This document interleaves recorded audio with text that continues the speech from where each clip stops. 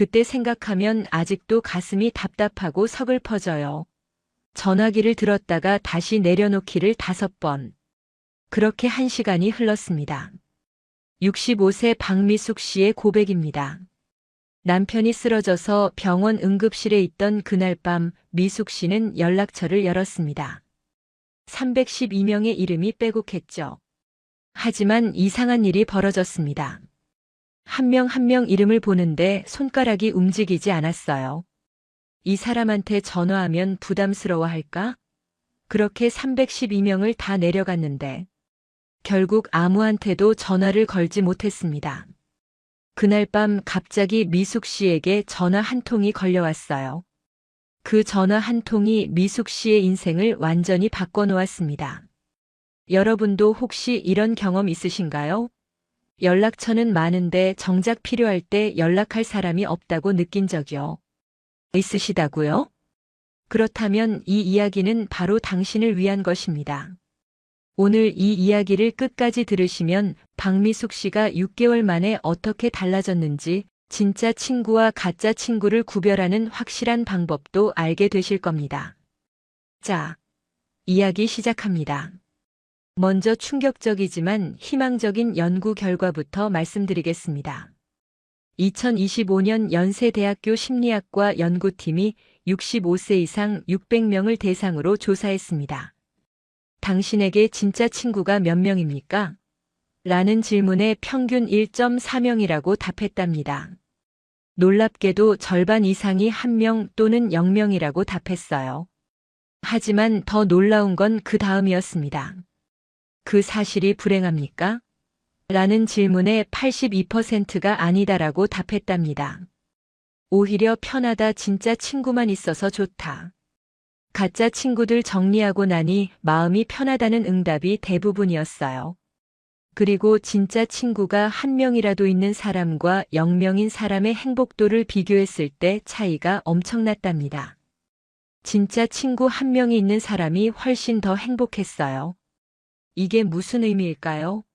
친구의 숫자가 아니라 관계의 질이 노후 행복을 결정한다는 뜻입니다. 혹시 여러분은 어떠신가요? 진짜 친구가 몇 명이나 계신가요? 저는 얼마 전 카페에서 두 분의 대화를 우연히 듣게 됐습니다. 70대 초반으로 보이는 두 분이 오랜만에 만나신 것 같았어요. 한 분이 말씀하시더라고요. 경수가 우리 몇 년 만이야? 한 5년은 된 것 같은데. 경숙이라는 분이 대답하셨어요. 그러게 말이야. 그동안 정말 바빴어. 여기저기 모임 다니느라. 그러자 첫 번째 분이 물으셨어요. 그래? 그럼 친구들 많이 만났겠네? 경숙 씨가 한숨을 쉬시더라고요. 친구들은 무슨? 다 거칠애였어. 진짜 친구는 너밖에 없더라. 그리고 이렇게 말씀하셨어요. 내가 작년에 유방암 수술을 했잖아. 그때 연락처에 있는 사람들한테 다 연락했어. 그런데 진짜로 병원에 온 사람은 너랑 1명 더, 딱 2명이었어. 저는 그 대화를 들으면서 생각했어요.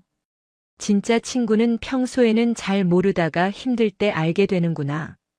제가 만난 김순희 씨 69세 여성의 이야기를 들려드릴게요. 순희 씨는 5년 전까지만 해도 친구가 정말 많았답니다. 동창회 모임, 등산 모임, 봉사 모임, 합창단. 한 달에 15번 이상 모임에 나갔어요. 친구 많은 게 자랑이라고 생각하셨대요. 그런데 어느 날 순희 씨가 갑자기 아파서 병원에 입원했습니다. 그때 순희 씨는 생각했답니다. 친구들한테 연락해야지. 다들 걱정할 텐데. 그래서 카톡으로 단체 메시지를 보냈어요. 입원했어요. 많이 아파요. 그런데 반응이 어땠을까요? 어머, 큰일이네요. 빨리 나으세요. 이런 메시지만 왔답니다. 실제로 병원에 온 사람은 아무도 없었어요. 순희 씨는 그때 충격을 받았답니다. 15개 모임에 다녔는데 나를 찾아온 사람이 1명도 없다고. 그리고 퇴원하고 나서 순희 씨는 모든 모임을 그만뒀습니다. 가짜 친구들 만나느라 시간 낭비하고 싶지 않아요. 혹시 여러분도 이런 경험 있으신가요? 친구라고 생각했던 사람들이 정작 힘들 때는 아무도 없었던 경험요. 이제 처음에 말씀드렸던 박미숙 씨 이야기로 다시 돌아가 볼까요? 윤희 씨가 새벽에 병원으로 달려왔을 때 미숙 씨는 정말 놀랐답니다. 너 어떻게 왔어? 집이 여기서 1시간 거리잖아. 윤희 씨는 웃으면서 말했대요. 친구가 힘들 때 안 가면 그게 친구야? 당연히 와야지. 그리고 아침까지 함께 있어줬어요. 커피도 사다 주고 이야기도 들어주고 그냥 옆에 있어줬답니다. 미숙 씨는 그날 깨달았답니다. 진짜 친구는 이런 거구나. 말하지 않아도 알아주고 부탁하지 않아도 와주고 그냥 옆에 있어주는 거구나. 그리고 미숙 씨는 퇴원하고 나서 연락처를 정리하기 시작했어요. 300명이 넘던 연락처를 20명으로 줄였습니다. 그리고 그 중에서도 진짜 친구는 윤희를 포함해서 딱 2명이었어요. 미숙 씨는 말합니다. 300명일 때보다 2명일 때가 훨씬 더 행복해요. 가짜 친구들 신경 쓰느라 진짜 친구를 소홀히 했던 거예요. 혹시 여러분도 이런 생각 드시나요? 내 친구들은 진짜 친구일까? 아니면 가짜 친구일까? 궁금하시죠? 지금부터 진짜 친구와 가짜 친구를 구별하는 확실한 방법 7가지를 말씀드리겠습니다. 이 7가지만 기억하시면 여러분도 진짜 친구를 알아보실 수 있어요. 하나씩 천천히 따라와 보세요. 첫째, 위기의 순간에 나타나는가입니다. 진짜 친구는 평소에는 자주 연락 안 할 수도 있어요. 바쁘니까요. 하지만 위기의 순간에는 반드시 나타납니다. 말하지 않아도 알아차리고 부탁하지 않아도 달려옵니다. 반대로 가짜 친구는 평소에는 연락 많이 하고 자주 만나자고 합니다. 하지만 정작 힘들 때는 연락이 안 돼요. 바쁘다, 미안하다 이런 핑계만 댑니다. 혹시 여러분 주변에는 어떤 친구가 있으신가요? 위기 때 나타나는 친구요. 아니면 평소에만 연락하는 친구요? 박미숙 씨는 말합니다. 윤희는 평소에 한 달에 1번 정도만 연락해요. 하지만 내가 힘들 때는 새벽에도 달려와요. 이게 진짜 친구예요. 둘째, 내 이야기를 끝까지 듣는가입니다. 진짜 친구는 내 이야기를 중간에 끊지 않습니다. 끝까지 집중해서 듣고 공감해줍니다. 힘들었겠다, 속상했겠다, 이렇게요. 반대로 가짜 친구는 내 이야기를 듣다가 중간에 끊고 자기 이야기를 시작합니다. 아, 나도 그랬어. 나는 더 심했어. 이런 식으로요. 혹시 여러분 주변에 이런 친구 있으신가요? 내 이야기를 듣다가 자기 이야기로 돌리는 친구요? 김순희 씨는 말합니다. 예전에 한 친구는 내 이야기를 5분도 못 듣고 자기 이야기를 시작했어요. 그때 깨달았죠. 이 사람은 나한테 관심이 없구나. 셋째, 비교하지 않고 인정해주는가입니다. 진짜 친구는 나를 다른 사람과 비교하지 않습니다. 너는 너대로 잘하고 있어. 너는 충분히 괜찮아. 이렇게 인정해줍니다. 반대로 가짜 친구는 끊임없이 비교합니다. 저 사람은 더 잘하던데 너는 왜 그것밖에 못해? 이런 식으로요. 혹시 여러분도 느끼시나요? 어떤 친구를 만나면 위축되고 어떤 친구를 만나면 편안한걸요. 그게 바로 차이예요. 진짜 친구는 나를 있는 그대로 받아주지만 가짜 친구는 나를 끊임없이 평가하고 비교합니다. 넷째, 비밀을 지켜주는가입니다. 진짜 친구는 내가 털어놓은 이야기를 절대 남한테 하지 않습니다. 무덤까지 가져갑니다. 반대로 가짜 친구는 내 이야기를 다른 사람한테 합니다. 비밀인데 너한테만 말하는 거야 라고 하면서요. 그렇게 소문이 퍼집니다. 혹시 여러분도 이런 경험 있으신가요? 친구한테 비밀 이야기했는데 나중에 다른 사람이 그 이야기를 알고 있는 경험이요? 그때 배신감 느끼셨죠? 박미숙 씨는 말합니다. 윤희한테는 뭐든지 이야기할 수 있어요. 절대 다른 사람한테 말하지 않는다는 걸 아니까요. 이게 신뢰예요. 다섯째, 도움을 주고받는 균형이 있는가입니다.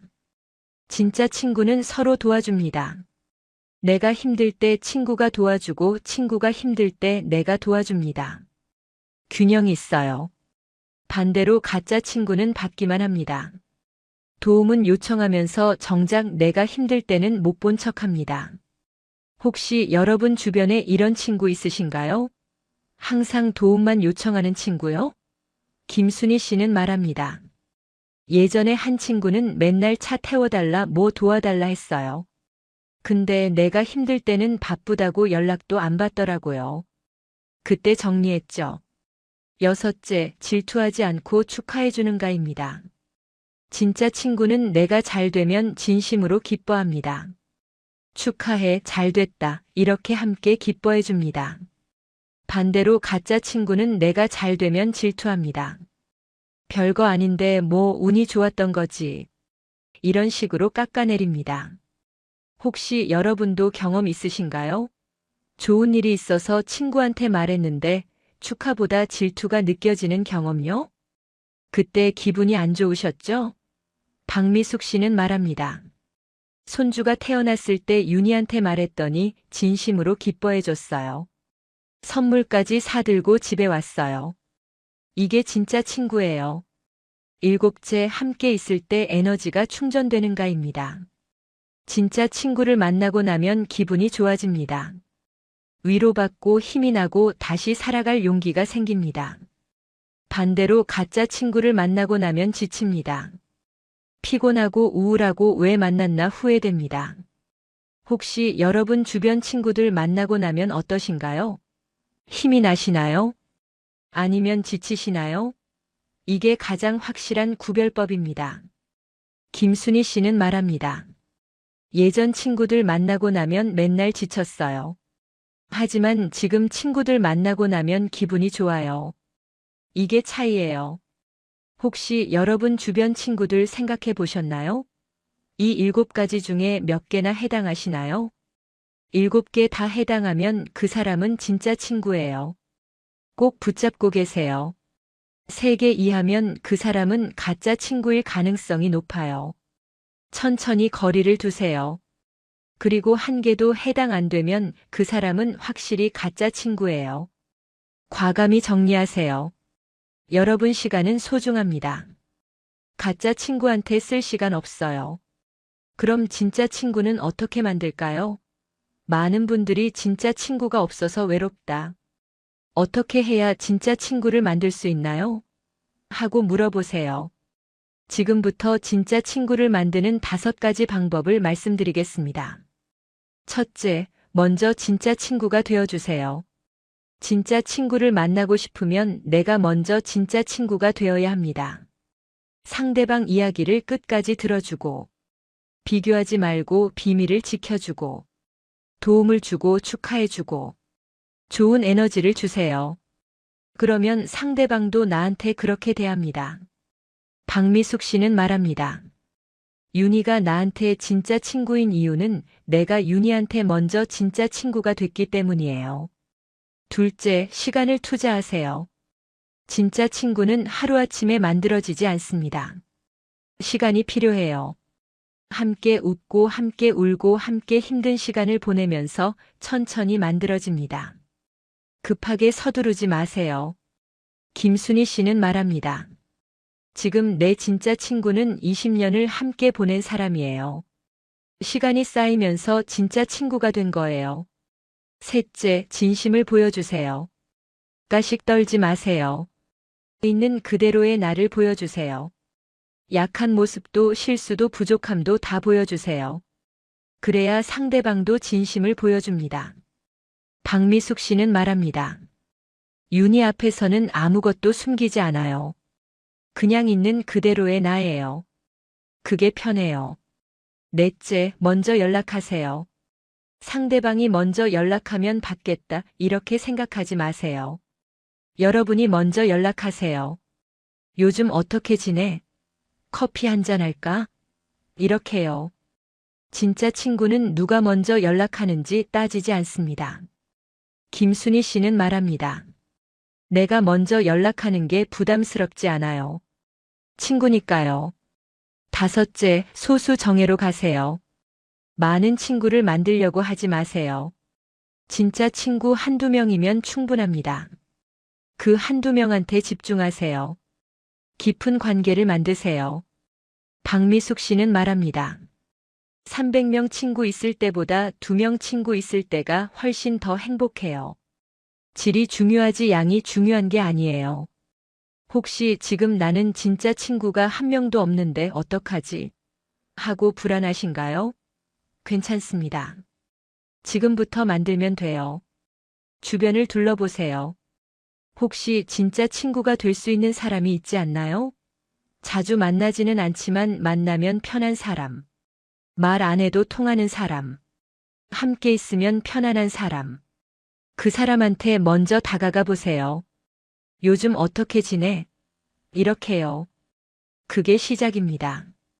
박미숙 씨에게 제가 물어봤습니다. 어머님 6개월 전과 지금 뭐가 달라졌어요? 미숙 씨는 이렇게 답하셨어요. 모든 게 달라졌어요. 6개월 전에는 300명 친구 관리하느라 정신 없었어요. 생일 챙기고 모임 나가고 연락하고. 그런데 정작 나는 외로웠어요. 하지만 지금은 2명만 있으면 돼요. 윤희하고 또 1명. 이 2사람이면 충분해요. 깊은 대화를 나누고, 진짜 마음을 나누고 서로 의지하고. 이게 진짜 우정이에요. 그리고 이렇게 덧붙이셨습니다. 처음에 연락처 정리할 때 눈물 났던 이유를 이제 알아요. 슬퍼서가 아니라 깨달아서였어요. 진짜 친구가 뭔지 이제서야 알게 돼서 눈물이 난 거예요. 김순희 씨도 말합니다. 병원에 입원했을 때 아무도 안 왔던 게 처음엔 충격이었어요. 하지만 지금 생각하면 축복이었어요. 그 일이 없었으면 평생 가짜 친구들한테 시간 낭비했을 거예요. 지금은 진짜 친구 3명만 있어요. 이 3명이면 충분해요. 그리고 이렇게 말씀하셨습니다. 나이 들어서 깨달은 게 있어요. 친구는 숫자가 아니라 질이에요. 100명 가짜 친구보다 1명 진짜 친구가 훨씬 낫더라고요. 여러분, 진짜 친구는 숫자로 측정되지 않습니다. 연락처에 300명이 있어도 진짜 친구가 없을 수 있고, 연락처에 2명밖에 없어도 진짜 친구가 있을 수 있습니다. 중요한 건 양이 아니라 질입니다. 혹시 지금 나는 친구가 적어서 외롭다. 나는 인기가 없나 하고 걱정하시나요? 괜찮습니다. 친구가 적은 게 문제가 아니에요. 오히려 그게 축복일 수 있어요. 가짜 친구가 없다는 뜻이니까요. 독일의 철학자 쇼펜하우어는 이런 말을 했습니다. 진정한 우정은 느리게 자라는 식물과 같다. 우정이라는 이름을 받을 자격이 있기 전에 역경의 충격을 견디고 이겨내야 한다. 진짜 친구는 하루아침에 만들어지지 않습니다. 시간이 필요하고 역경이 필요하고 서로에 대한 믿음이 필요합니다. 그래서 진짜 친구는 귀한 겁니다. 혹시 여러분 주변에 이런 친구 있으신가요? 오랜 시간 함께 하면서 역경도 함께 이겨낸 친구요. 그 친구를 꼭 붙잡고 계세요. 그게 진짜 보물이에요. 오늘 저녁에 한번 해보세요. 휴대폰 연락처를 열어서 천천히 내려가 보세요. 그리고 물어보세요. 이 사람은 진짜 친구일까, 가짜 친구일까? 아까 말씀드린 7가지 기준으로 체크해 보세요. 위기 때 나타나는가? 내 이야기를 끝까지 듣는가? 비교하지 않고 인정해 주는가? 비밀을 지켜주는가? 도움을 주고받는 균형이 있는가? 질투하지 않고 축하해 주는가? 함께 있을 때 에너지가 충전되는가? 이 7가지요. 그리고 진짜 친구만 남기세요. 가짜 친구는 천천히 정리하세요. 여러분 시간은 소중합니다. 남은 인생을 가짜 친구한테 쓸 시간 없어요. 그리고 혹시 지금 진짜 친구가 1명도 없다면 지금부터 만들면 됩니다. 주변을 둘러보세요. 혹시 진짜 친구가 될 수 있는 사람이 보이지 않나요? 그 사람한테 먼저 다가가 보세요. 진심으로 대하고 시간을 투자하고 함께 웃고 함께 울고 그렇게 천천히 진짜 친구를 만들어 가세요. 일주일 후면 느끼실 거예요. 이 사람이랑 있으면 편하네. 한 달 후면 깨달으실 거예요. 이 사람은 나를 이해해 주네. 6개월 후면 확신하실 거예요. 이 사람이 내 진짜 친구구나. 오늘 이야기가 여러분께 조금이나마 도움이 되셨다면 구독과 좋아요로 함께 해주세요. 그리고 혹시 주변에 친구 관계로 고민하시는 분이 계시다면 부담 없이 카톡으로 공유해 주시면 감사하겠습니다. 특히 친구는 많은데 외롭다. 진짜 친구가 없다. 하고 힘들어 하시는 분이 계시다면 꼭 공유해 주세요. 이 이야기가 그분에게 큰 위로가 될 수 있을 거예요. 여러분 한 분 한 분이 보내주시는 작은 응원과 격려가 제게는 정말 큰 힘이 되고 더 좋은 영상을 만들 수 있는 원동력이 됩니다. 여러분의 행복한 노후를 진심으로 응원합니다. 오늘부터 진짜 친구를 찾아보세요. 그리고 진짜 친구한테 연락해 보세요. 요즘 어떻게 지내? 이 한마디면 충분합니다. 진짜 친구는 숫자가 아니라 질입니다. 300명보다 2명이 더 소중할 수 있습니다. 여러분에게도 진짜 친구가 있습니다. 찾아보세요. 항상 건강하시고 행복한 일만 가득하시길 바랍니다. 지금까지 황금노후였습니다. 진심으로 감사드립니다. 안녕하세요. 황금노후입니다. 요즘 똑똑한 60대들은 친구를 안 만납니다. 외롭겠다. 사람 없이 어떻게 살아? 이렇게 생각하실 수도 있습니다. 하지만 진실은 다릅니다. 외로워서가 아니라 의식적인 선택입니다. 오늘 이 영상은 사람을 멀리하라는 이야기가 아닙니다. 내 마음을 지키는 방법에 대한 이야기입니다. 혹시 여러분도 요즘 친구 만나기가 피곤하진 않으십니까? 집에 혼자 있는 게 더 편하진 않으십니까? 만약 그렇다면 오늘 영상을 끝까지 보십시오. 나만 그런 게 아니었구나, 이게 외로움이 아니라 선택이었구나, 이렇게 느끼실 겁니다. 오늘은 8가지를 말씀드리겠습니다. 똑똑한 60대들이 친구를 안 만나는 진짜 이유 8가지를요. 이 이야기를 들으시면 지금 혼자 계신 시간이 외로움이 아니라 성숙이라는 것, 회피가 아니라 선택이라는 것을 깨닫게 되실 겁니다. 나중에 후회하지 마시고 오늘 영상 끝까지 집중해 주세요. 첫째, 자랑 대결에 대한 피로감입니다. 65세 김순자 씨 이야기를 들려드리겠습니다. 순자 씨는 한 달에 한 번 고등학교 동창들을 만났습니다. 30년 넘게 만난 친구들이었습니다. 처음엔 즐거웠습니다. 옛날 이야기를 나누고 웃고 떠들었습니다. 하지만 언젠가부터 달라졌습니다. 만날 때마다 자랑이었습니다. 우리 아들이 의사인데, 우리 딸이 변호사야. 손주가 외국에 산대. 처음엔 축하해줬습니다. 잘 됐네, 축하해. 하지만 계속되니 피곤했습니다. 순자 씨는 말합니다. 우리 애들은 평범해요. 회사 다니고 결혼하고 애 낳고 그냥 평범하게 살아요. 처음엔 그게 부끄러웠어요. 친구들이 자랑할 때 할 말이 없었어요. 그런데 어느 날 깨달았어요. 내가 왜 부끄러워해야 하지? 우리 애들 건강하고 착하면 됐는데. 그 후로 모임이 싫어졌어요. 모임에 가면 자랑 듣고 비교당하고 그게 피곤했어요. 그래서 안 가기 시작했어요. 이게 나만의 문제가 아닙니다. 많은 60대가 겪는 현실입니다. 친구 관계가 자랑 대결이 되는 순간 피곤해집니다.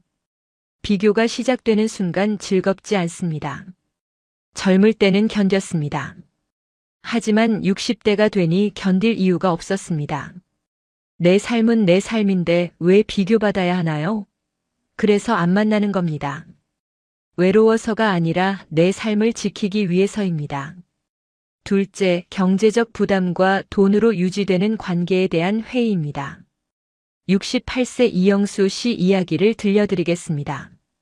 영수 씨는 매달 친구들과 저녁 모임을 가졌습니다. 한 번 모이면 1인당 5만 원씩 나갔습니다. 한 달에 5만 원이었습니다. 1년이면 60만 원이었습니다. 젊을 때는 괜찮았습니다. 수입이 있었으니까요. 하지만 은퇴하고 나니 달랐습니다. 국민연금으로 사는데 5만 원이 부담됐습니다. 영수 씨는 말합니다. 친구들은 여유 있어 보였어요. 고기도 시키고 술도 마시고 2차도 가고. 저는 부담됐어요. 하지만 말 못했어요. 쪼잔해 보일 것 같아서요. 그래서 참고 나갔어요. 집에 돌아오면 후회됐어요. 5만 원이면 우리 부부가 며칠 먹을 수 있는 돈인데. 어느 날 깨달았어요.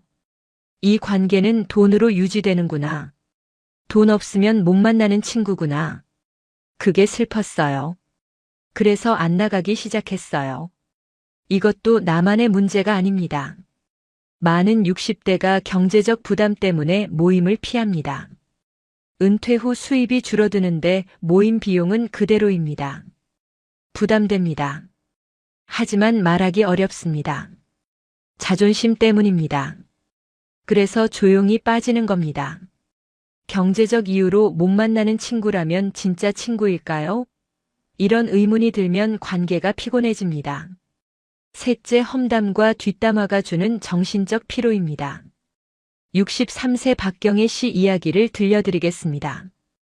경혜 씨는 아파트 단지 주민 모임에 나갔습니다. 처음엔 좋았습니다. 이웃들과 친해지고 정보도 나누고. 하지만 언젠가부터 모임이 험담의 장이 됐습니다. 저 집은 남편이 바람 피웠대, 저 집은 빚이 많대, 저 집. 며느리는 싸가지 없대. 처음엔 그냥 들었습니다. 하지만 점점 불편했습니다. 경혜 씨는 말합니다. 한 번은 제가 없는 날 제 이야기를 했대요. 우연히 들었어요. 제 며느리가 차갑대요. 시어머니한테 잘 안 한대요. 화가 머리끝까지 났어요. 내 며느리는 바쁜데도 최선을 다하는데 자기들이 뭘 안다고 그러나. 그날 이후 모임이 싫어졌어요. 저도 뒤에서 이야기되고 있구나. 여기서 나누는 이야기들이 다 험담이구나. 정신적으로 피곤했어요. 그래서 안 나가기 시작했어요. 이것도 많은 60대가 요즘 겪습니다. 모임이 험담의 장이 되는 순간 피곤해집니다.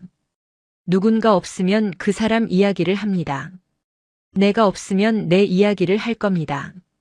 젊을 때는 그러려니 했습니다. 하지만 60대가 되니 견디기 힘듭니다. 이런 이야기를 듣는 게 스트레스입니다.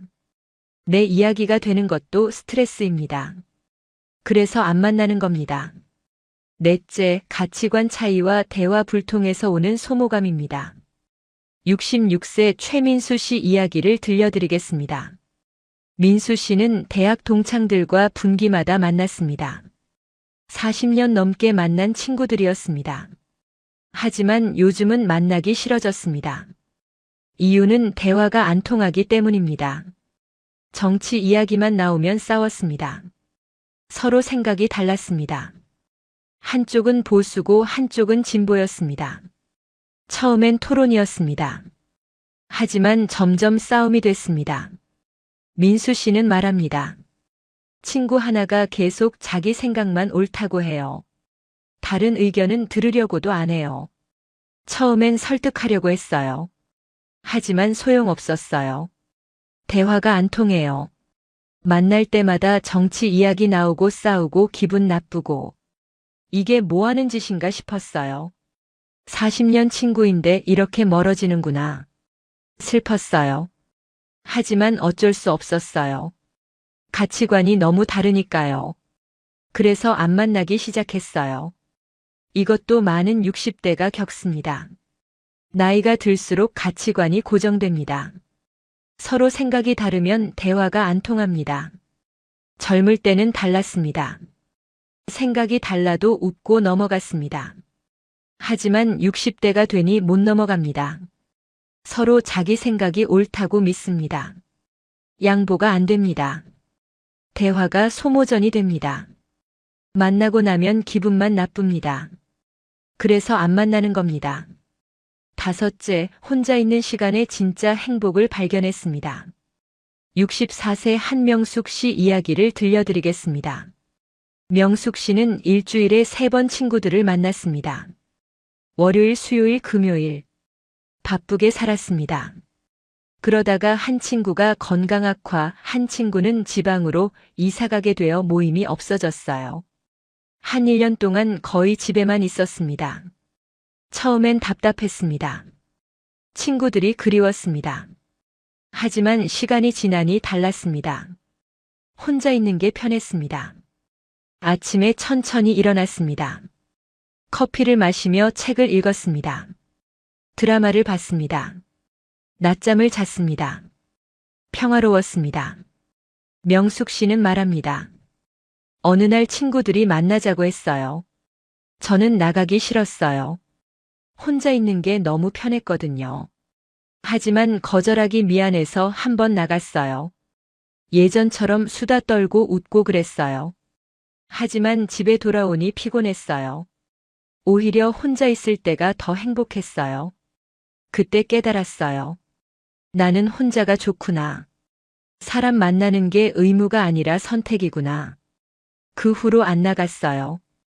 친구들한테 미안하지만 내 행복이 더 중요했어요. 여기서 질문 하나 드리겠습니다. 혹시 여러분도 혼자 있을 때가 더 편하진 않으십니까?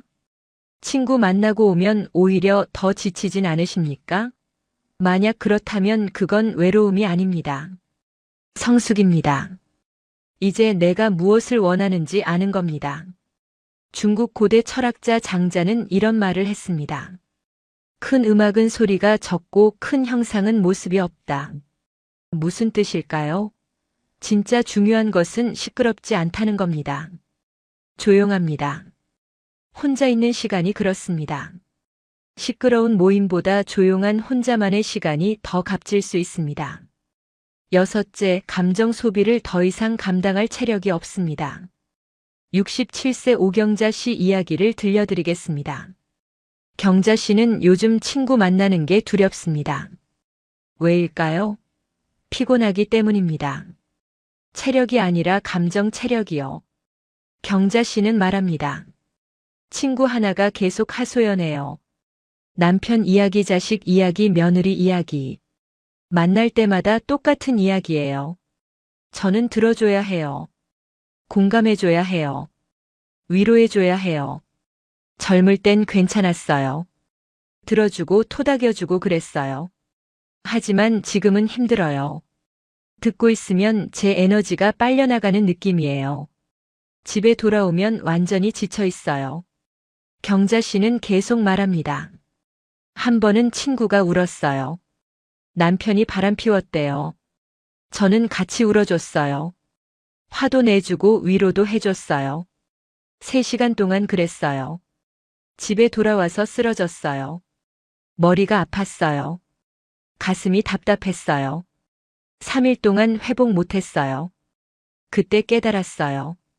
나는 더 이상 남의 감정을 감당할 체력이 없구나. 이게 정말 중요한 포인트입니다.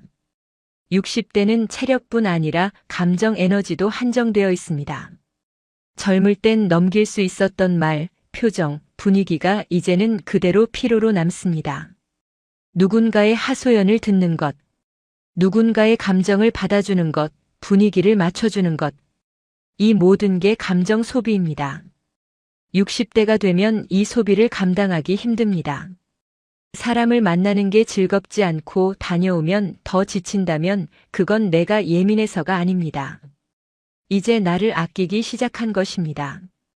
독일의 철학자 쇼펜하우어는 이런 말을 했습니다. 인간은 혼자 있을 때 자기 자신이고 타인과 함께 있을 때 타인이 된다. 깊은 말씀입니다. 사람을 만나면 나는 온전한 내가 아닙니다. 타인의 기대에 맞춰야 합니다. 타인의 감정을 받아줘야 합니다. 이게 소모입니다. 혼자 있어야 비로소 나입니다. 7째, 관계 역할에서 벗어나고 싶은 욕구입니다. 69세 정미선 씨 이야기를 들려드리겠습니다. 미선 씨는 친구 모임에서 늘 같은 역할을 맡았습니다.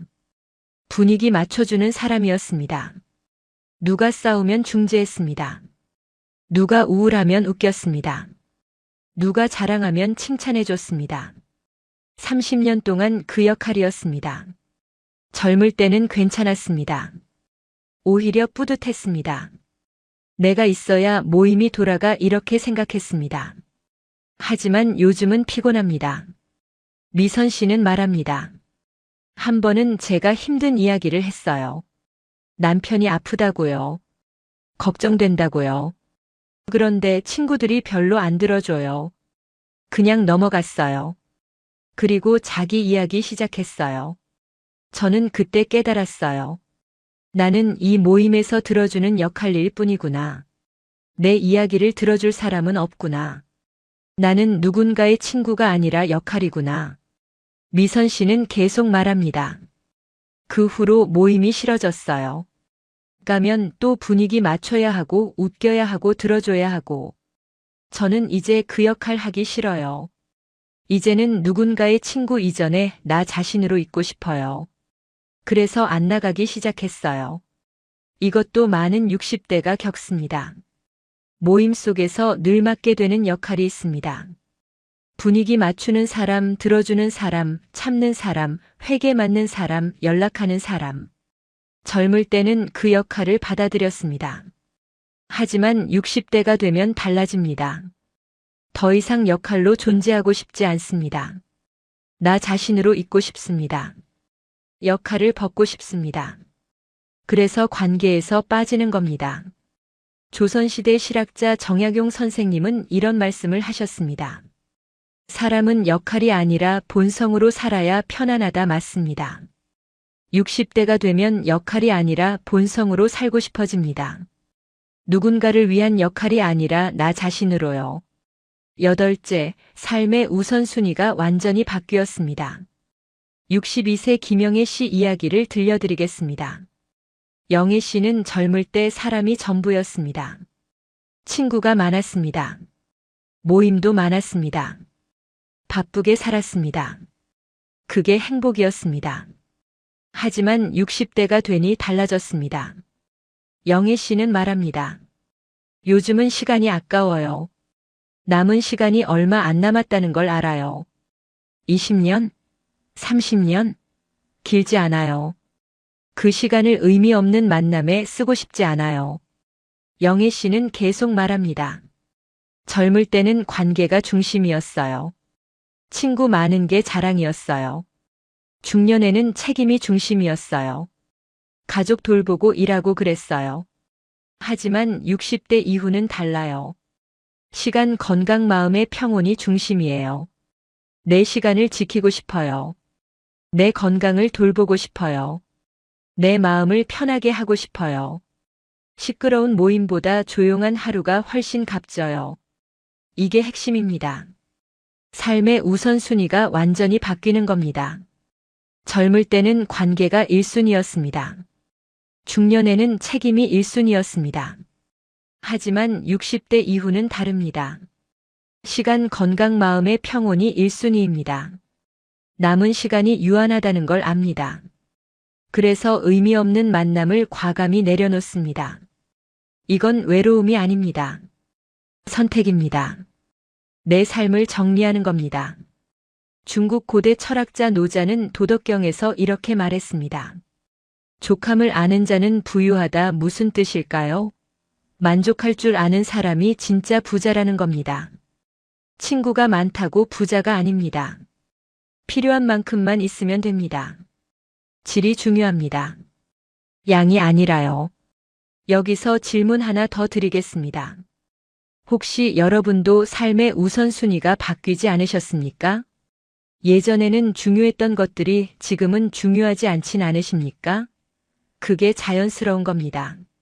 나이가 들수록 중요한 게 달라집니다.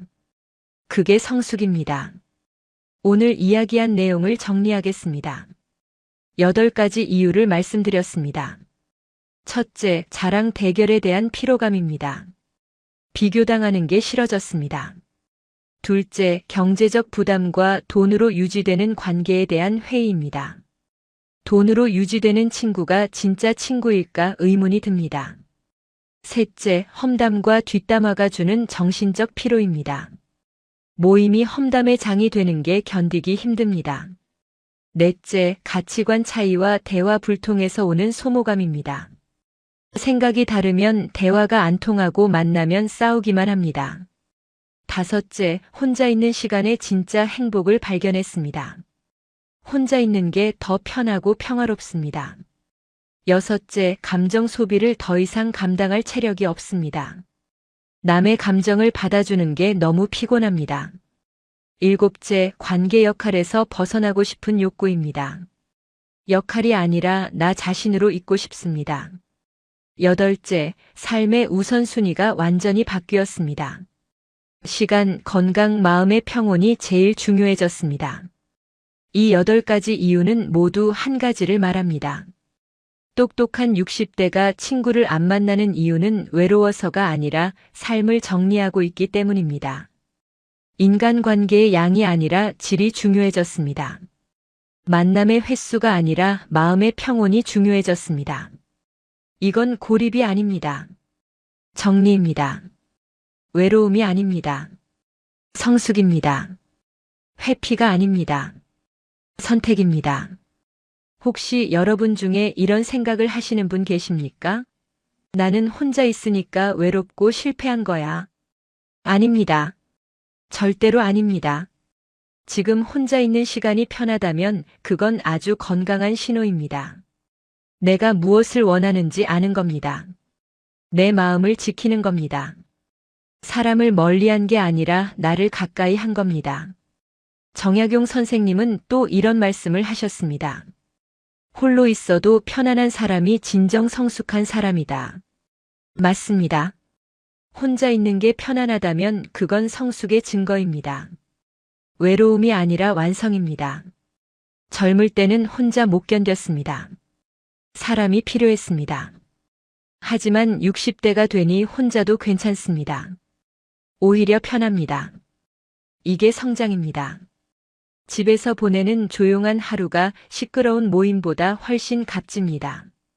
아침에 천천히 일어나서 커피 마시고 책 읽고, 산책 나가고 드라마 보고, 낮잠 자고 저녁에 창밖 보며 생각에 잠기는 하루.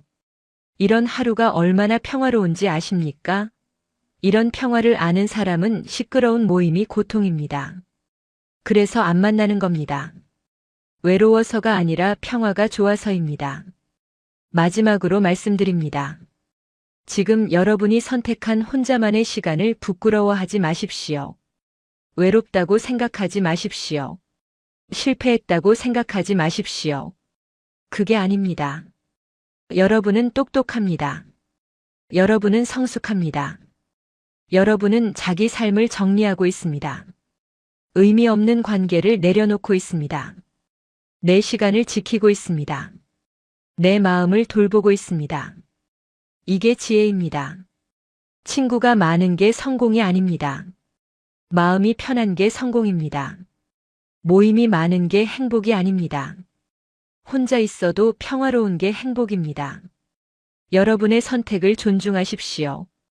여러분의 선택이 옳습니다. 사람을 멀리한 게 아니라 나를 가까이 한 겁니다. 고립이 아니라 정리입니다. 외로움이 아니라 성숙입니다. 회피가 아니라 선택입니다. 오늘 영상이 여러분의 가슴에 와닿으셨다면 구독과 좋아요로 저희와 함께 해주시면 정말 감사하겠습니다. 혹시 주변에 혼자 계시면서 외롭다고 생각하시는 분이 있다면 이 영상을 꼭 나눠주십시오. 여러분의 작은 나눔이 누군가에게는 위로가 될 수 있습니다. 그리고 댓글로 여러분의 이야기를 들려주시면 정말 기쁠 것 같아요. 3가지가 궁금합니다. 첫째, 여러분도 요즘 친구 만나기가 피곤하신가요? 둘째, 혼자 있을 때가 더 편하신가요? 셋째, 오늘 이야기 중에 가장 공감되는 부분은 무엇인가요? 3가지만 기억하십시오. 첫째, 혼자 있는 게 편하다면 그건 건강한 신호입니다. 둘째, 사람을 멀리한 게 아니라 나를 가까이 한 겁니다. 셋째, 여러분의 선택을 부끄러워하지 말고 존중하십시오. 여러분은 똑똑합니다. 여러분은 성숙합니다. 여러분은 이미 충분히 지혜롭습니다. 오늘 이 영상을 보신 것만으로도 여러분은 자기 자신을 이해하기 시작하신 겁니다. 여러분의 삶이 이전보다 조금은 더 행복해지실 겁니다. 지금의 선택을 존중하십시오. 그것이 진정한 노년의 지혜입니다. 항상 건강하시고 매일 평화로우시길 바랍니다. 지금까지 황금노후였습니다. 오늘도 함께 해주셔서 진심으로 감사드립니다. 안녕하세요. 황금노후입니다.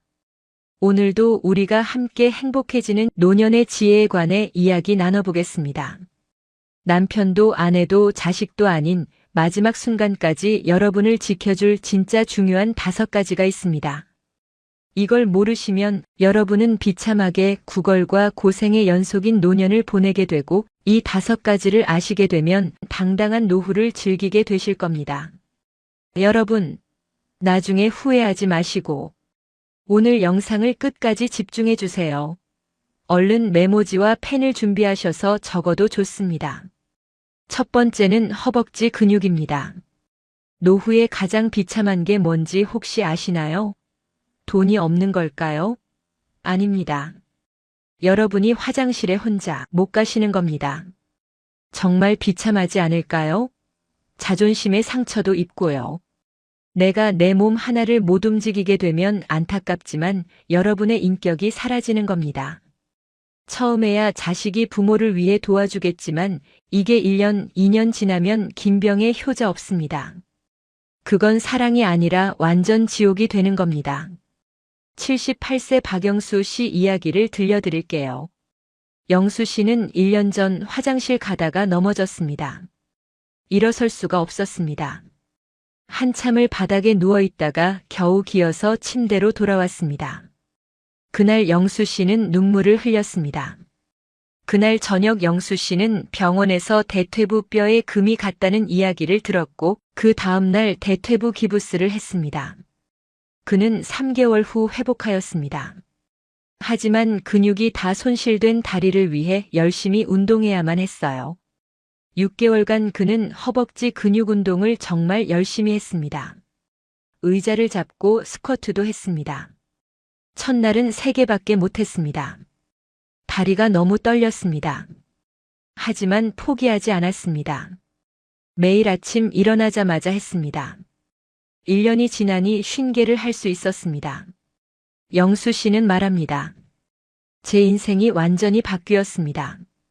이제는 화장실도 혼자 갑니다. 계단도 혼자 오릅니다. 아들한테 도움 청하지 않습니다. 통장에 10억이 있어도 혼자 화장실 못 가면 비참합니다. 기저귀를 사용해야 한다고 생각해 보십시오. 이 얼마나 수치스럽고 속상한 일일까요? 누가 도와주는 것도 한두 번이지 얼마나 자존심이 상하겠어요. 하지만 통장에 1,000만 원밖에 없어도 혼자 걸을 수 있으면 당당합니다. 서울대학교 의과대학 연구팀이 10년 동안 70세 이상 노인 1,200명을 추적 관찰한 결과가 있습니다. 허벅지 둘레가 45cm 이상인 노인과 40cm 이하인 노인을 비교했더니 놀라운 차이가 나타났습니다. 허벅지 둘레가 큰 그룹은 10년 후에도 86%가 독립적인 생활을 유지했습니다. 반면 허벅지 둘레가 작은 그룹은 54%만이 독립 생활을 유지했습니다. 나머지 46%는 요양시설에 가거나 자녀의 도움 없이는 생활할 수 없게 됐습니다. 왜 허벅지 근육이 이렇게 중요할까요? 나이가 들면 근육이 빠집니다. 그런데 허벅지 근육이 제일 먼저 빠집니다. 허벅지 근육이 약해지면 앉았다 일어서는 것이 힘들어집니다. 계단 오르기가 두려워집니다. 화장실 가는 것조차 불안해집니다. 그러면 집 밖으로 나가기가 무서워집니다. 넘어질까 봐요. 집 안에만 있게 됩니다. 그러면 근육이 더 빠집니다. 악순환입니다. 일본 오키나와는 세계에서 100세 이상 노인 비율이 가장 높은 지역입니다. 연구자들이 오키나와 장수 노인들의 공통점을 찾았습니다. 90세가 넘어도 매일 스쿼트 동작을 한다는 겁니다. 오키나와 전통 생활 방식이 좌식이라 하루에도 수십 번 앉았다 일어서기를 반복합니다. 이것이 자연스럽게 허벅지 근육을 강화시킵니다. 그래서 오키나와 노인들은 90세가 넘어도 혼자 생활합니다. 이것이 첫 번째입니다. 허벅지 근육. 노년의 자존심입니다. 두 번째는 현금 흐름입니다. 많은 분들이 착각하십니다. 나는 집이 있으니까 괜찮아. 하지만 이것은 위험한 착각입니다. 서울 강남에 15억짜리 아파트가 있는 72세 김영수 씨 부부 이야기입니다. 영수 씨는 겉으로 보면 부자입니다. 하지만 실상은 다릅니다. 매달 들어오는 돈은 국민연금 합쳐서 180만 원이 전부입니다. 영수 씨는 말합니다. 아파트 시세가 15억이래요. 하지만 제 통장엔 180만 원밖에 안 들어와요. 세금 내고 관리비 내고 나면 100만 원 남습니다. 외식 한 번 하면 5만 원입니다. 병원 가면 10만 원 나갑니다. 여행? 꿈도 못 꿉니다. 적금을 깨야 하는데 그러면 원금이 줄어들잖아요. 그게 불안해서 못 씁니다. 15억짜리 집에 사는데 커피 한 잔 마시는 것도 아깝습니다. 영수 씨 부부는 답답합니다. 집은 큰데 삶은 너무나도 여유가 없고 팍팍합니다. 재산은 많은데 하루하루가 조심스럽습니다. 반대로 72세 이순자 씨는 다릅니다. 순자 씨는 6억짜리 아파트를 주택연금으로 전환했습니다. 매달 180만 원이 들어옵니다. 남편 국민연금 100만 원을 합치면 280만 원입니다. 순자 씨는 말합니다. 한 달에 280만 원이 들어와요. 확실하게요. 죽을 때까지요. 이게 얼마나 마음 편한지 몰라요. 평일에 제주도 3박 4일 다녀왔어요. 60만 원 들었어요. 하지만 괜찮아요. 다음 달에 또 380만 원 들어오니까요. 문화센터도 등록했어요. 친구랑 외식도 가끔 해요. 순자 씨 부부는 집값은 더 저렴합니다. 하지만 삶은 더 풍요롭습니다. 왜일까요? 매달 쓸 수 있는 돈이 들어오고 있고 그만큼 마음의 여유가 항상 있기 때문이에요. 통계청과 한국보건사회연구원이 공동으로 발표한 2025년 노인 생활 실태 조사를 보면 충격적인 수치가 나옵니다. 노년 2인 가구가 최소한의 품위를 유지하며 살아가려면 월 평균 270만 원이 필요합니다. 문화생활과 여가까지 누리려면 월 평균 350만 원이 필요합니다. 이 돈이 매달 안정적으로 들어와야 노년의 삶의 질이 보장됩니다. 72세 조영자 씨는 결단을 내렸습니다. 5억짜리 아파트를 팔았습니다. 2억짜리 작은 아파트로 이사했습니다. 남은 3억으로 지방의 소형 상가를 샀습니다.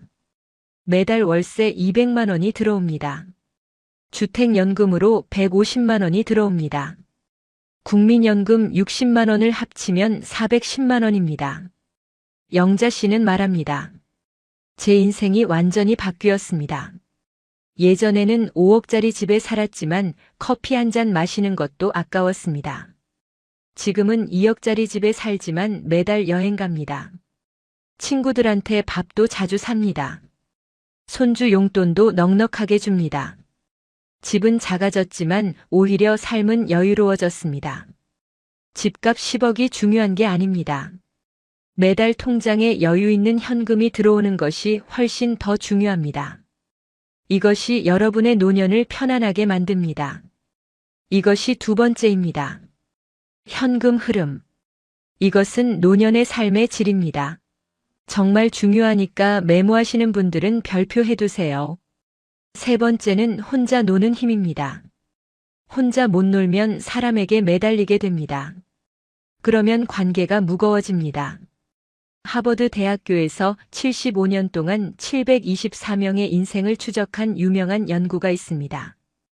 이 연구의 책임자였던 로버트 월딩어 교수가 놀라운 결론을 발표했습니다. 행복한 노년의 비결은 좋은 인간관계입니다.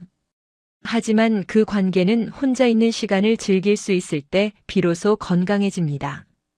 쉽게 말하면 혼자 있어도 편안한 사람이 다른 사람과의 관계도 편안하게 만든다는 겁니다. 73세 한명숙 씨는 2년 전만 해도 혼자 있는 것이 두려웠습니다. 남편이 밖에 나가면 불안했습니다. 언제 와? 하루에 5번씩 전화했습니다. 남편이 짜증냈습니다. 왜 이렇게 전화를 자주 하는 거야? 숨이 막혀. 명숙 씨는 서운했습니다. 관계가 나빠졌습니다. 어느 날 친구가 조언했습니다. 명수가 혼자 있는 법을 배워야 해. 명숙 씨는 처음에 이해가 안 됐습니다. 혼자 뭘 해? 외로운데. 하지만 시도해 봤습니다. 혼자 영화관에 갔습니다. 평일 낮 2시였습니다. 사람이 별로 없었습니다. 명숙 씨는 처음에 어색했습니다. 하지만 아무도 명숙 씨를 보지 않았습니다. 다들 영화에 집중했습니다. 명숙 씨도 영화를 봤습니다. 재미있었습니다. 내가 혼자 영화를 봤네. 외롭지 않았네. 다음 주에 또 갔습니다. 한 달에 2번씩 갔습니다. 3개월이 지나니 혼자 영화 보는 게 완전히 편해졌습니다. 카페도 혼자 가기 시작했습니다. 책을 가지고 갔습니다. 커피 마시면서 책을 읽었습니다. 2시간이 금방 갔습니다. 6개월이 지나자 명숙 씨는 완전히 달라졌습니다. 혼자 있는 시간이 편안해졌습니다. 남편한테 전화도 안 했습니다. 신기하게도 남편이 먼저 전화했습니다. 뭐 해? 영화 보고 있어. 남편의 목소리가 달라졌습니다. 짜증이 아니라 관심이었습니다. 우리 저녁에 같이 먹을까? 그래, 좋아. 명숙 씨는 말합니다. 제가 남편한테 덜 매달리니까 남편이 저한테 더 다가왔어요. 관계가 완전히 좋아졌어요. 이제는 혼자 1박 2일 여행도 가요. 남편 없이요. 남편도 좋아해요. 다녀와 재미있게 이렇게 말해요. 프랑스의 철학자 블레즈 파스칼은 이런 말을 했습니다. 인간의 모든 불행은 혼자 방에 조용히 앉아있지 못하는 데서 온다. 의미 깊은 말입니다. 혼자 있는 것이 불편하니까 사람에게 매달립니다. 매달리니까 관계가 무거워집니다. 무거워지니까 불행해집니다. 이것이 3번째입니다. 혼자 노는 힘. 고독을 자유로 바꾸는 기술입니다. 4번째는 배움의 끈입니다. 배움을 멈추는 순간 노년은 빨리 굳습니다. 미국 러시 대학교 의료센터에서 놀라운 연구 결과를 발표했습니다. 60세 이후에도 꾸준히 새로운 것을 배우는 사람은 치매 발병률이 52% 낮았습니다. 반대로 60세 이후 배움을 멈춘 사람은 치매 발병률이 급격히 높아졌습니다. 왜일까요? 뇌는 근육과 같습니다. 쓰면 강해지고 안 쓰면 약해집니다. 새로운 것을 배우면 뇌의 신경세포가 활성화됩니다. 새로운 연결이 생깁니다. 뇌가 젊어집니다. 76세 박경희 씨 이야기입니다. 경희 씨는 3년 전만 해도 스마트폰을 거의 못 썼습니다. 전화 받는 것과 문자 보내는 것만 겨우 했습니다. 어느 날 손주가 놀러 왔습니다. 할머니, 제 사진 좀 찍어주세요. 경희 씨는 당황했습니다. 이거 어떻게 찍어? 손주가 알려줬습니다. 경희 씨는 버튼을 눌렀습니다. 하지만 사진이 안 찍혔습니다. 손주가 한숨을 쉬었습니다. 할머니는 이것도 못하세요? 그 말이 가슴에 박혔습니다. 다음 주에 패스트푸드점에 손주랑 갔습니다. 주문을 키오스크로 해야 했습니다. 경희 씨는 어떻게 하는지 몰랐습니다. 손주가 대신 해줬습니다. 옆에 있던 젊은 사람이 경희 씨를 봤습니다. 경희 씨는 그 눈빛을 느꼈습니다. 저 할머니 키오스크도 못하네. 스스로에게 너무 부끄러웠던 경희 씨는 집에 와서 엉엉 울었습니다. 나는 세상에서 뒤처진 사람이구나. 경희 씨는 그날 밤 결심했습니다. 배워야겠다. 다음 날 노인복지관에 갔습니다. 스마트폰 수업을 신청했습니다. 선생님이 설명했습니다. 하지만 이해가 안 됐습니다. 너무 빨랐습니다. 다른 분들은 잘 따라 하는데 경희 씨만 못했습니다. 창피했습니다. 하지만 포기하지 않았습니다. 집에 와서 혼자 연습했습니다. 매일 30분씩요. 유튜브를 켜서 스마트폰 사진 찍는 법을 검색했습니다. 영상을 봤습니다. 따라했습니다. 안 됐습니다. 다시 봤습니다. 다시 따라했습니다. 10번 만에 됐습니다. 야, 이제 됐다. 기뻤습니다. 한 달이 지나니 카톡을 쓸 수 있었습니다. 손주한테 메시지를 보냈습니다. 민찬아, 할머니야. 손주가 답장했습니다. 할머니 카톡하시네요. 기뻤습니다. 석 달이 지나니 유튜브도 볼 수 있었습니다. 요리 영상을 보고 따라 해봤습니다. 맛있었어요. 6개월이 지나니 키오스크도 사용할 수 있어 사용습니다. 혼자 패스트푸드점에서 주문을 하는데 어찌나 기분이 좋았는지 날아갈 듯 했습니다. 경희 씨는 말합니다. 배움이 저를 살렸어요. 배우니까 세상이 넓어졌어요. 유튜브로 운동도 배우고 요리도 배워요. 손주랑 이야기도 잘 통해요. 제가 요즘 유행하는 것도 잘 아니까요. 손주가 말했어요. 할머니는 다른 할머니들이랑 달라요. 그 말이 너무 기뻤어요. 일본의 와타나베 미키오라는 분이 계십니다. 현재 90세입니다. 87세에 아이폰 앱 개발을 배웠습니다. 89세에 직접 만든 앱이 애플 앱스토어에 등록됐습니다. 세계 최고령 앱 개발자로 기네스북에 올랐습니다. 와타나베 할아버지는 말합니다. 나이는 핑계가 될 수 없습니다. 배우고 싶으면 배우면 됩니다. 배움에는 나이 제한이 없습니다. 이것이 네 번째입니다. 배움의 끈과 열정. 늙지 않는 사람들의 비밀입니다. 다섯 번째는 심리적 독립입니다. 자식에게 기대면 자식은 부담을 느낍니다. 부담을 느끼면 피하고 싶어집니다. 반대로 기대하지 않으면 자식은 편안해집니다. 편안해지면 오히려 다가오고 싶어집니다. 74세 김순희 씨는 2년 전 큰 깨달음을 얻었습니다. 순희 씨는 아들한테 기대가 컸습니다. 내가 평생 아들을 키웠으니까 아들도 나를 챙겨줄 거야. 하지만 아들은 바빴습니다. 일주일에 한 번 전화하면 다행이었어요. 순희 씨는 서운했습니다. 명절 때 아들한테 말했어요. 진영아, 엄마한테 좀 더 자주 연락해. 아들이 대답했습니다. 엄마, 죄송해요. 마음은 있는데 저도 바빠요. 순희 씨는 화가 났습니다. 하지만 말하지 못했습니다. 어느 날 친구가 책을 빌려줬습니다. 노년의 품격이라는 책이었습니다. 그 책에 이런 구절이 있었습니다. 자식은 소유물이 아니라 독립된 인격입니다. 자식의 인생은 자식의 것입니다. 부모가 자식에게 해줄 수 있는 마지막 사랑은 기대를 내려놓는 것입니다. 순희 씨는 그 문장을 읽고 울었습니다. 내가 잘못 생각했구나. 아들은 내 소유물이 아니야. 순희 씨는 결심했습니다. 이제 아들한테 기대하지 말자. 먼저 전화하지 않았습니다. 일주일이 지났습니다. 2주일이 지났습니다. 3주일째 되는 날 아들한테서 전화가 왔습니다. 엄마, 왜 연락 없으세요? 괜찮으세요? 순희 씨는 짧게 대답했습니다. 응, 괜찮아. 바빴어. 무슨 일 있으세요? 아니, 친구도 만나고 운동도 하고 바빴어. 아들이 놀란 듯 말했습니다. 엄마 요즘 바쁘시네요? 응, 엄마가 요즘 좀 바쁘네. 그날 통화가 20분 동안 이어졌습니다. 그 후로 아들이 먼저 연락하는 횟수가 늘었습니다. 일주일에 한 번이던 게 두세 번이 됐습니다. 방문도 늘었습니다.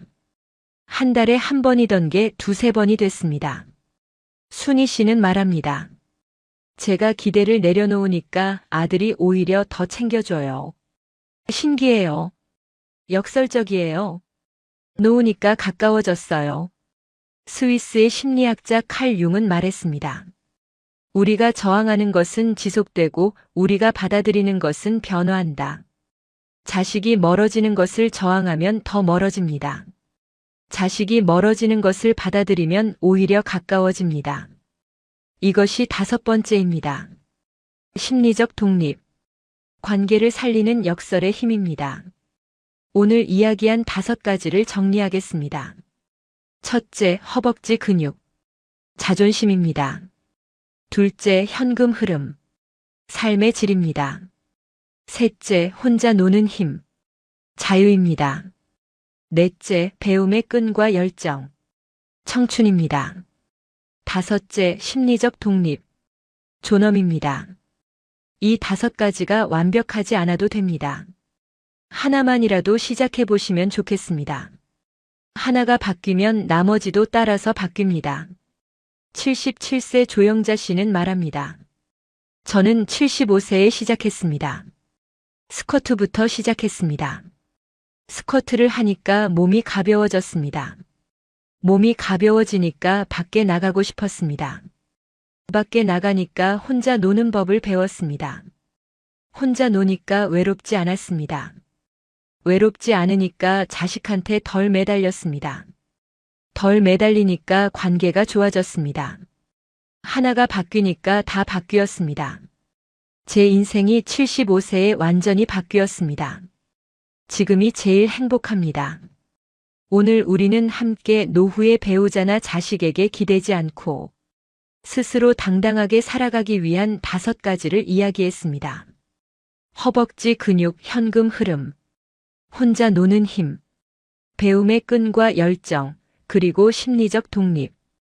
이 5가지만 기억하신다면 여러분의 노년은 이미 절반은 성공한 겁니다. 이제 여러분께 남은 것은 행복한 노후를 누리시는 것뿐입니다. 오늘 이 내용이 가슴에 와닿으셨다면 구독과 좋아요로 저희와 함께 해주시면 감사하겠습니다. 혹시 주변에 이 내용이 필요하신 분이 계신다면 이 영상을 나눠주시면 좋겠습니다. 여러분의 작은 나눔이 누군가에게는 인생을 바꾸는 소중한 계기가 될 수 있습니다. 그리고 댓글로 여러분의 이야기를 들려주시면 정말 기쁘겠습니다. 이 5가지 중 어떤 것이 가장 와닿으셨나요? 여러분 한 분 한 분 모두 당당하고 자유롭고 행복한 노후 보내시길 진심으로 바랍니다. 자식이나 배우자에게 기대지 않아도 괜찮습니다. 여러분은 이미 충분히 멋진 분들입니다. 여러분 스스로 아름다운 노년을 만들어 가실 수 있습니다. 오늘 이 영상을 보신 것만으로도 여러분은 이미 변화의 첫걸음을 내디디신 겁니다. 내일 아침이 기대되지 않으신가요? 작은 시작이 큰 변화를 만들어 갑니다. 항상 건강하시고 매일 행복하시길 바랍니다. 지금까지 황금 노후였습니다. 오늘도 함께 해주셔서 진심으로 감사드립니다. 안녕하세요. 황금 노후입니다. 오늘도 우리가 함께 행복해지는 지혜에 관해 이야기 나눠보겠습니다. 큰 집이 노후를 망칩니다. 이 말을 들으시면 어떤 생각이 드십니까? 큰 집이 뭐가 나빠? 집은 클수록 좋은 거 아닌가? 이렇게 생각하실 수도 있습니다. 하지만 오늘 이 영상을 끝까지 보시면 생각이 완전히 바뀌실 겁니다. 오늘은 3가지를 말씀드리겠습니다. 첫째, 큰 집이 노후를 어떻게 망치는지. 둘째, 부부에게 딱 좋은 황금 평수가 무엇인지. 셋째, 다운사이징의 놀라운 반전까지입니다. 이걸 모르시면 여러분은 평생 큰 집의 노예로 사시게 될 것이고, 이걸 아시면 평생 행복하고 편안한 노후를 즐기시게 될 겁니다. 나중에 후회하지 마시고 오늘 영상 끝까지 집중해 주세요. 혹시 이런 생각 한 번쯤 해보셨나요? 이 집에서 평생 살았는데 이젠 너무 넓다. 청소도 힘들고 관리비도 부담되는데. 그래도 집은 크면 좋은 거 아닌가? 많은 분들이 이렇게 생각하십니다. 하지만 노후의 집은 자랑이 아닙니다. 삶의 질입니다. 오늘은 2가지를 말씀드리겠습니다. 첫째, 많은 분들이 착각하고 있는 큰 집의 함정. 둘째, 오히려 인생을 가볍게 만드는 노후의 황금 평수입니다. 먼저 왜 큰 집이 노후의 짐이 되는지 말씀드리겠습니다. 노후에 가장 많이 들리는 말이 있습니다. 집은 있는데 마음은 편하지 않다. 젊을 때 큰 집은 성공의 상징이었습니다. 40평, 50평 집을 샀을 때 얼마나 뿌듯했습니까? 우리도 이제 성공했구나 이렇게 생각하셨을 겁니다. 하지만 노년에는 상황이 완전히 달라집니다. 74세 김영수 씨 이야기를 들려드리겠습니다. 영수 씨는 서울의 45평 아파트에 삽니다. 30년 전에 샀습니다. 당시엔 자랑이었습니다. 방 4개의 거실도 넓고 주방도 넓었습니다. 자녀 둘이 각자 방을 쓰고 부부도 안방을 쓰고 서재도 따로 있었습니다. 완벽했습니다. 하지만 지금은 다릅니다. 자녀들은 다 독립했습니다. 45평 아파트에 부부 둘만 삽니다. 영수 씨는 말합니다.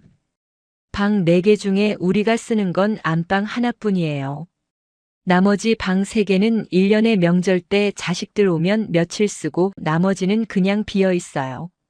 하지만 청소는 해야 해요. 먼지가 쌓이니까요. 일주일에 한 번 방 3개를 다 청소합니다. 무릎이 아픕니다. 허리도 아픕니다. 영수 씨는 계속 설명하십니다. 관리비가 한 달에 평균 25만 원 나옵니다. 겨울엔 난방비까지 합치면 40만 원까지 올라갑니다. 재산세는 1년에 200만 원입니다. 매달 생활비를 갉아먹습니다. 국민연금 합쳐서 한 달에 180만 원 받는데 관리비만 40만 원이에요. 4분의 1이 집 유지비로 나갑니다.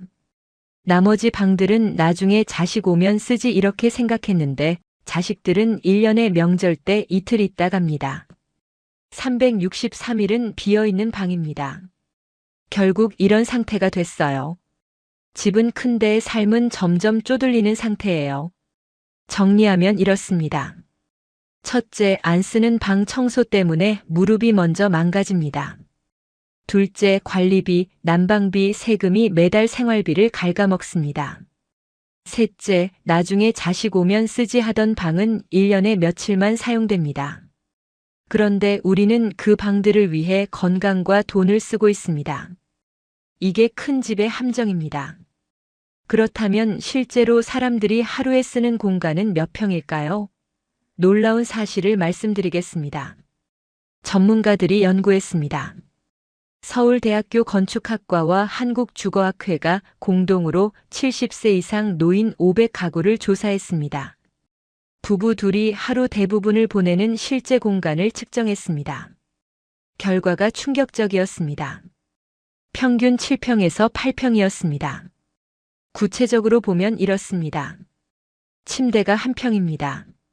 식탁이 2평입니다. 소파가 0.5평입니다. 주방이 2평에서 평입니다. 화장실이 1평입니다. 다 합쳐서 7평에서 8평입니다. 그런데 우리는 40평, 50평 집을 관리하며 안 쓰는 공간을 위해 건강과 돈을 쓰고 있는 겁니다. 72세 이순자 씨는 이 사실을 일찍 깨달았습니다. 순자 씨는 말합니다. 저는 50평 아파트에 살았습니다. 방이 5개였습니다. 하지만 제가 실제로 쓰는 공간은 안방과 거실과 주방뿐이었어요. 10평도 안 됐어요. 나머지 40평은 그냥 비어 있었습니다. 하지만 청소는 해야 했습니다. 관리비는 내야 했습니다. 한 달에 평균 65만 원이었습니다. 겨울엔 75만 원까지 나갔습니다. 세금도 내야 했습니다. 어느 날 깨달았습니다. 나는 40평을 위해 일하고 있구나. 40평이 나를 위해 있는 게 아니라 내가 40평을 위해 일하고 있구나 이렇게요. 순자 씨는 결단을 내렸습니다. 50평 아파트를 팔았습니다. 25평 아파트로 이사했습니다. 순자 씨는 말합니다. 제 인생이 완전히 바뀌었습니다. 3가지가 달라졌어요. 첫째, 청소 시간이 절반으로 줄었습니다. 둘째, 관리비가 한 달에 25만 원으로 줄었어요. 절반 이상이 줄어든 겁니다. 난방비도 겨울에 35만 원 정도입니다. 이전엔 75만 원이었는데 말이에요. 셋째, 세금도 절반으로 줄었습니다. 무엇보다 마음이 가벼워졌습니다. 집이 저를 짓누르지 않습니다. 제가 집을 관리합니다. 집의 주인이 된 기분이에요. 그렇다면 노후의 황금 평수는 얼마일까요? 건축가와 노후주거 전문가들이 공통으로 말합니다. 부부 기준 20평에서 25평이면 충분합니다. 왜 20평에서 25평일까요? 네 가지 이유가 있습니다. 첫째, 청소가 쉽습니다. 1시간이면 집 전체를 청소할 수 있습니다. 무릎에 무리가 안 갑니다. 허리에 무리가 안 갑니다. 둘째, 관리가 쉽습니다. 관리비가 한 달에 평균 20만 원에서 25만 원 정도로 적게 나옵니다. 난방비도 겨울에 30만 원 정도입니다. 세금도 적게 나옵니다. 셋째, 이동이 안전합니다. 화장실까지 거리가 가깝습니다. 주방까지 거리가 가깝습니다. 넘어질 위험이 적습니다. 넷째, 휠체어나 보행기까지 고려 가능한 구조입니다. 나이가 더 들면 휠체어를 쓸 수도 있습니다. 보행기를 쓸 수도 있습니다. 25평 정도면 복도가 좁지 않습니다. 문턱도 낮습니다. 화장실 문도 넓습니다. 휠체어로 다닐 수 있습니다. 결론은 이겁니다. 집 평수가 줄어든다고 삶이 줄어드는 게 아닙니다. 집이 줄어들수록 인생은 다시 활짝 핍니다. 실제 사례를 2개 비교해 드리겠습니다. 부동산 부자와 현금 흐름 부자입니다. 첫 번째는 김영수 씨 부부입니다. 영수 씨는 서울 강남에 50평 아파트를 가지고 있습니다. 시세가 35억입니다. 겉으로 보면 부자입니다. 하지만 실상은 다릅니다. 매달 들어오는 돈은 국민연금 합쳐서 150만 원이 전부입니다. 관리비가 평균 45만 원입니다. 겨울엔 55만 원까지 올라갑니다. 계산해 보겠습니다. 평균 50만 원으로 계산하면 150만 원에서 50만 원을 빼면 100만 원 남습니다. 두 사람이 한 달에 100만 원으로 삽니다. 영수 씨는 말합니다. 여행 가고 싶어도 망설여집니다. 제주도 3박 4일이 60만 원이에요. 여행 가면 이번 달 생활비가 빠듯합니다. 외식도 자주 못합니다. 한 번에 5만 원씩 나갑니다.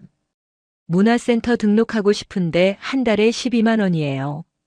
부담됩니다. 집값은 35억인데 늘 아껴야 하는 삶입니다. 두 번째는 이순자 씨 부부입니다. 순자 씨는 다릅니다. 순자 씨는 50평 아파트를 팔았습니다. 35억을 받았습니다. 그중 12억으로 25평 아파트를 샀습니다. 나머지 23억 중에 10억을 주택연금으로 전환했습니다. 순자 씨 부부는 현재 70세입니다. 주택연금 10억 기준으로 매달 약 280만 원이 들어옵니다. 남은 13억으로 지방에 소형 상가 2개를 샀습니다. 매달 월세 합쳐서 330만 원이 들어옵니다. 계산해 보겠습니다. 주택연금 280만 원과 월세 330만 원을 합치면 610만 원입니다. 남편 국민연금 60만 원을 합치면 670만 원입니다. 순자 씨는 말합니다. 한 달에 670만 원이 들어옵니다. 확실하게요. 죽을 때까지요. 관리비는 25만 원입니다. 난방비는 겨울에만 35만 원입니다. 합쳐도 평균 30만 원이에요. 670만 원에서 30만 원 빼면 640만 원 남습니다. 이게 얼마나 마음 편한지 모릅니다. 순자 씨는 계속 말합니다. 네 가지가 달라졌어요. 첫째, 평일에 국내 여행 다닙니다.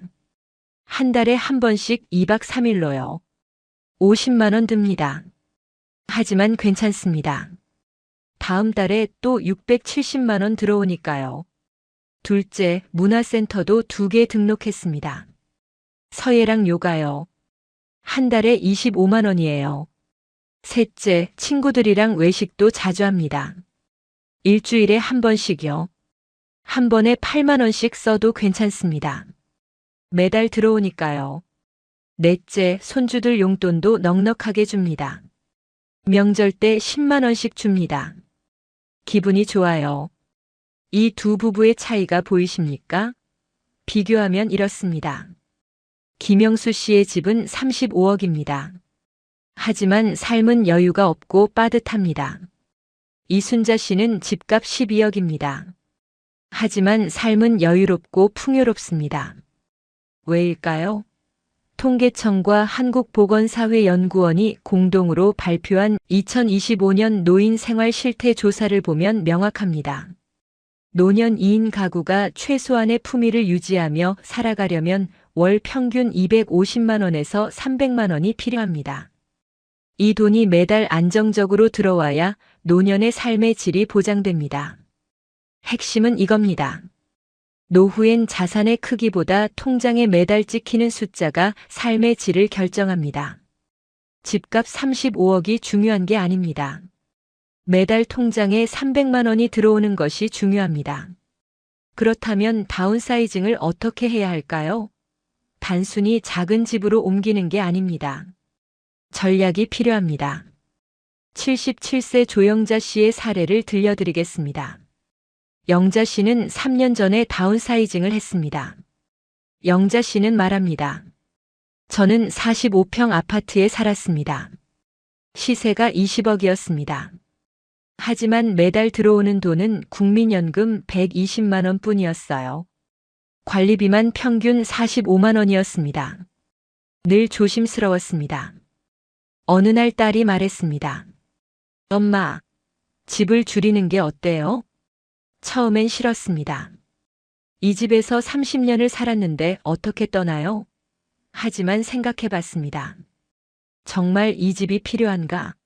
방 4개 중에 우리가 쓰는 건 안방 하나뿐인데 영자 씨는 결심했습니다. 45평 아파트를 팔았습니다. 20억을 받았습니다.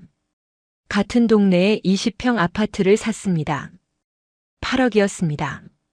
나머지 12억 중에 5억을 주택연금으로 전환했습니다. 당시 저희는 75세였습니다. 5억 주택연금 기준으로 매달 약 170만 원이 들어옵니다. 남은 7억으로 소형 오피스텔 2개를 샀습니다. 매달 월세 합쳐서 240만 원이 들어옵니다. 계산하면 이렇습니다. 주택연금 170만 원과 월세 240만 원을 합치면 410만 원입니다. 남편 국민연금 70만 원을 합치면 480만 원이에요. 영자 씨는 말합니다. 제 인생이 완전히 바뀌었습니다. 3가지가 달라졌어요.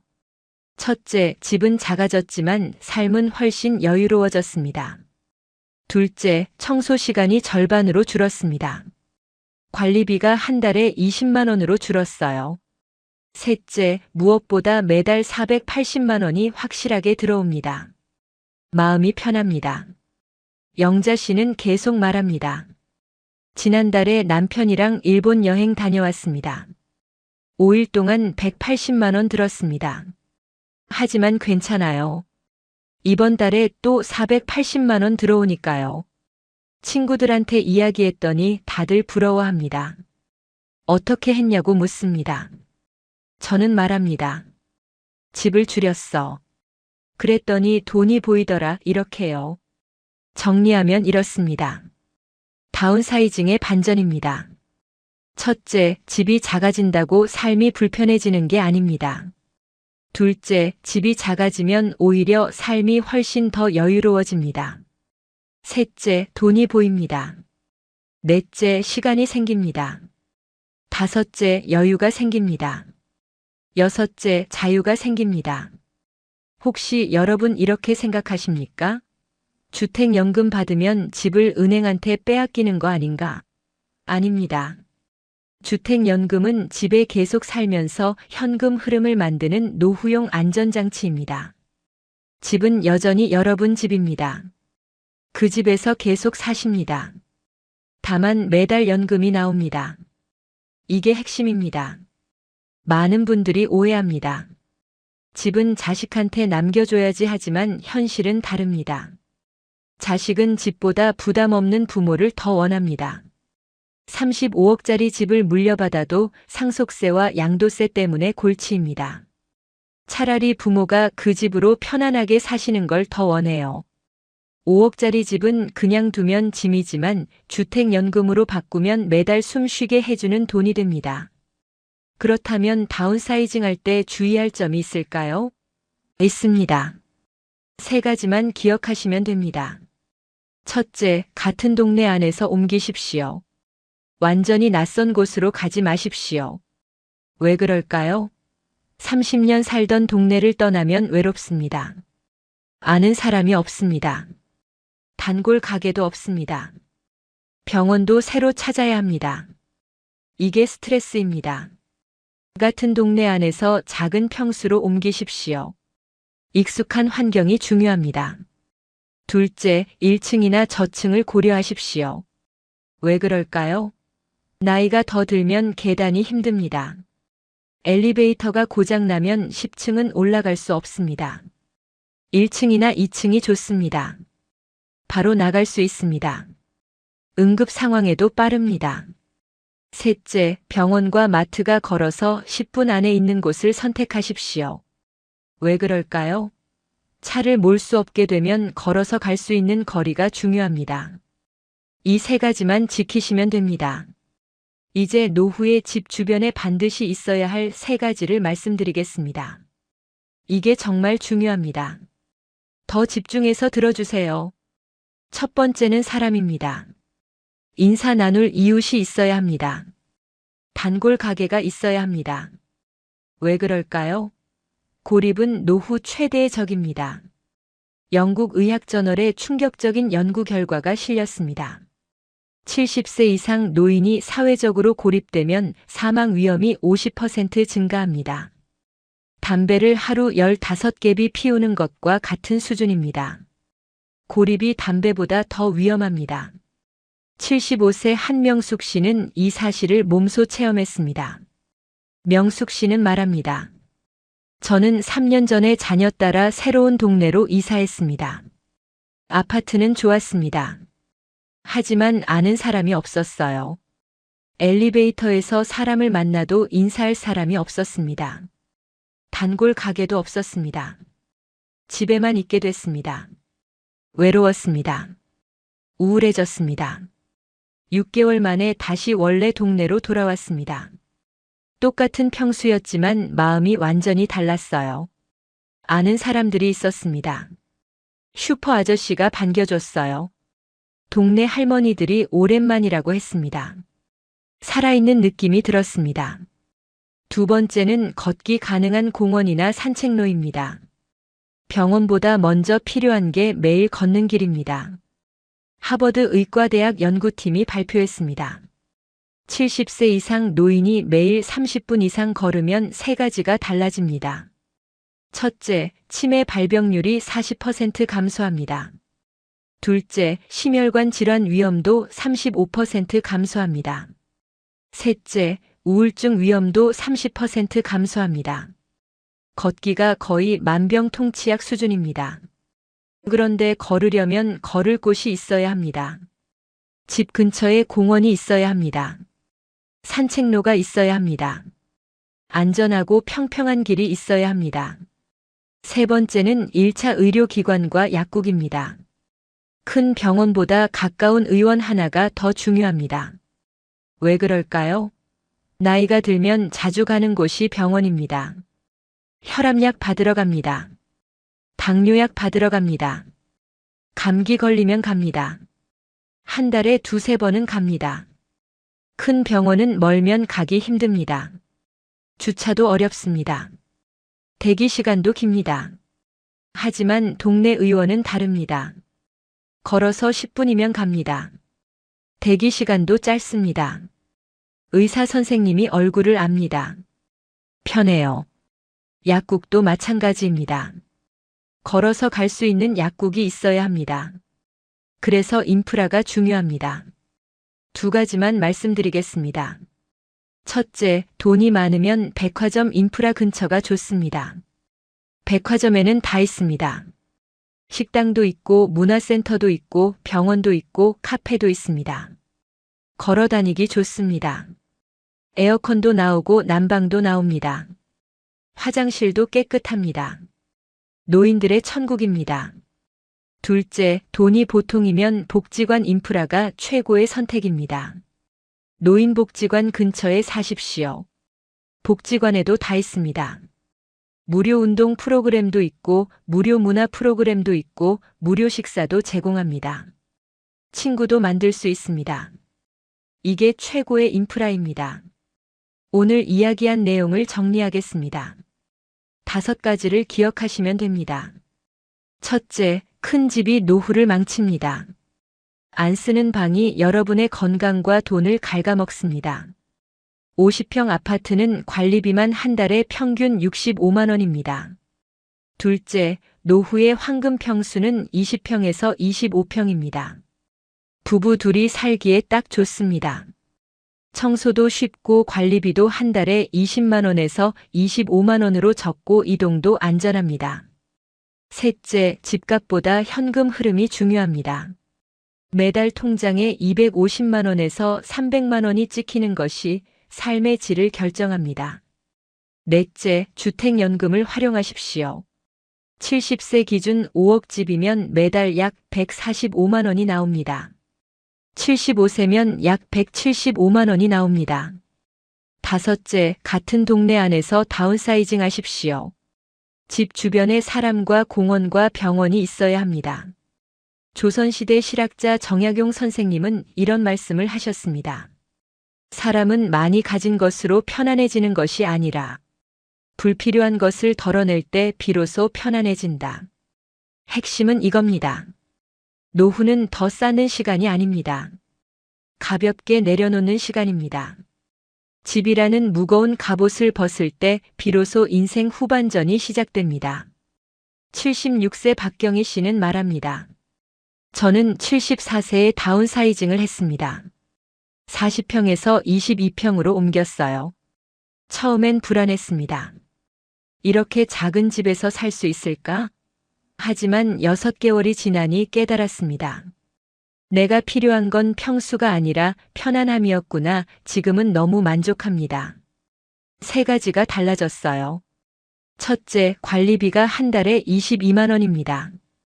이전엔 45만 원이었습니다. 절반으로 줄었습니다. 둘째, 매달 남는 돈으로 여행도 가고 문화센터도 다닙니다. 셋째, 친구들도 자주 만나요. 인생이 이렇게 가벼울 수 있구나 이렇게 느낍니다. 오늘 우리는 함께 큰 집의 함정과 노후의 황금 평수에 대해 이야기했습니다. 정리하면 이렇습니다. 첫째, 집은 20평에서 25평이면 충분합니다. 청소도 쉽고 관리도 쉽고 이동도 안전합니다. 둘째, 매달 통장에 250만 원에서 300만 원이 찍히게 만드십시오. 이게 진짜 노후 안전망입니다. 셋째, 익숙한 동네 안에서 사람과 공원과 병원이 가까운 곳을 선택하십시오. 이 3가지만 기억하신다면 여러분의 노년은 이미 절반은 성공한 겁니다. 이제 여러분께 남은 것은 가볍고 자유로운 노후를 즐기시는 것뿐입니다.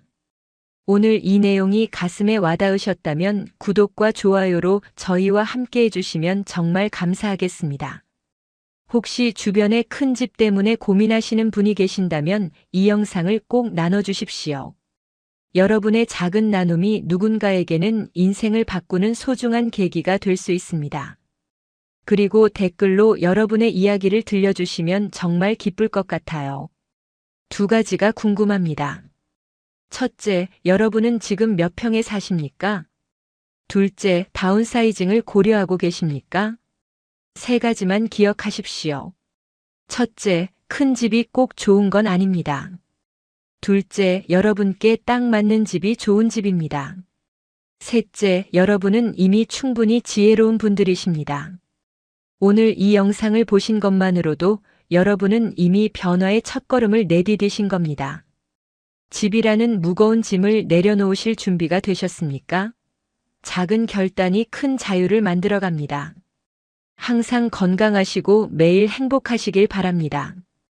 지금까지 황금노후였습니다. 오늘도 함께 해주셔서 진심으로 감사드립니다.